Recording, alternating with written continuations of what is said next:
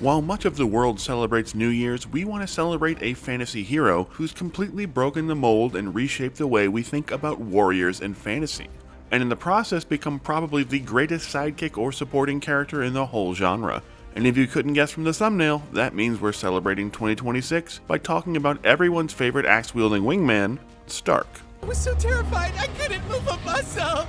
Stark is one of the characters from the incredible anime Frieren, who joins the Elven Mage on her second journey decades after she and the rest of the hero's party defeated the Demon Lord. And while he doesn't join up with Frieren and her fellow wizard Fern until several episodes in, the show just doesn't quite feel complete until he does, possibly because Stark is unlike any warrior you have ever come across in the whole fantasy genre. While we've seen warriors that think they're cowards but are secretly terrifying berserkers, with a great example being Prince Jalen Kendeth from the Red Queen's War trilogy by Mark Lawrence, which is a fantastic series of novels, you should go read them, or warriors who start off as cowards but rise above it to become incredibly brave heroes, or even unreliable narrators that play up their cowardice while committing acts of heroism like the great Caiaphas Cain from the Warhammer universe. Stark is something completely different, a coward who remains a coward, despite his incredible prowess and abilities. He doesn't rise above his fears even after annihilating a massive solar dragon or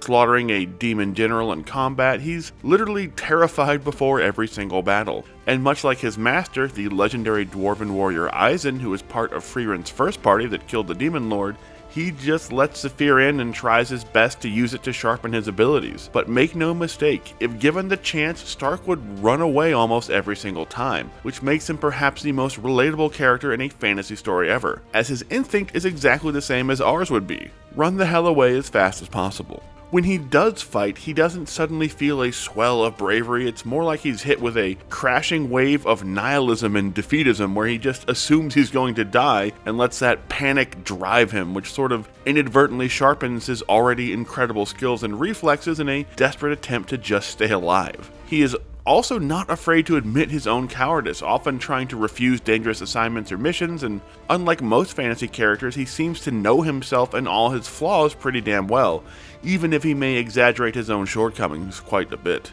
And his fear goes both ways, as when we first meet Stark, he's basically been stuck in a small town who views him as the reason a solar dragon has stopped attacking their village, and he's too terrified to go and face down the solar dragon in combat for fear of dying, but he's also terrified of letting down the villagers and just leaving them to their fate. So he's actually just stuck in place by his fear for, in this case, almost 3 years. He lives in a world where fear is his primary motivator in all things, which makes him a wonderfully unique and fascinating character, and gives him a huge well of empathy to draw on, given his own tough experiences and glum outlook on his own abilities. And this is all contrasted by the fact that Stark is probably the most powerful warrior in the entire world of Frieren, with even his own master being so terrified of Stark's power that his body lashed out on instinct in fear of his student's ability, injuring Stark and driving him away. And that was before Stark spent years honing his skills by carving a miles-long gorge into a mountainside with his axe strikes. A single strike from his axe killed a massive solar dragon that even Frieren was unsure she could defeat by herself, but Stark was so afraid of dying that he was too busy screaming at Frieren and Fern to help him to notice he'd killed the dragon. And later on he kills one of the legendary demon generals after being fully impaled, and then gets up and does push-ups the next day proclaiming he's in perfect health. He gets scouted for the Northern Magic Corps by the first-class mage Werble, and is called an incredibly powerful warrior by the lord of one of the great knightly houses that fight against the demon army. But despite all his accolades and his incredible power, Stark remains extremely grounded in a way that you just rarely ever see in fantasy heroes. He always assumes someone stronger is lurking around every corner, and he only feels confident attacking an enemy when he's absolutely convinced he's substantially stronger than they are.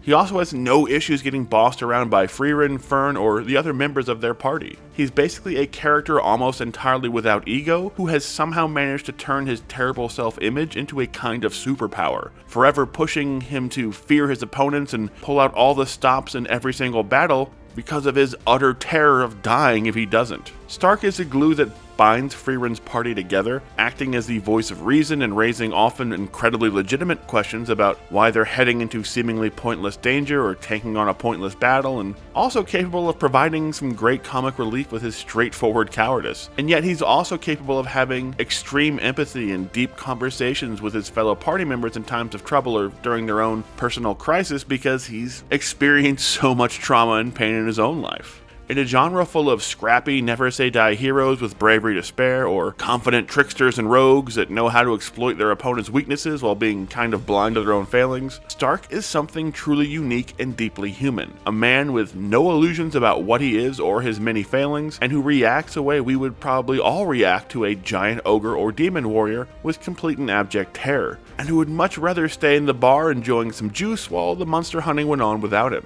The fact that he is willing to go with Frieren at all is a testament to just how much he believes in his friends and fellow party members, literally trusting them with his life and personal safety, and this unusual but relatable outlook on the world and his place in it is what makes Stark the best sidekick in all of fantasy, at least in our opinion. So what do you think? Is Stark one of the all-time great fantasy characters and the best sidekick around? Let us know down in the comment section, and don't forget to hit those like and subscribe buttons.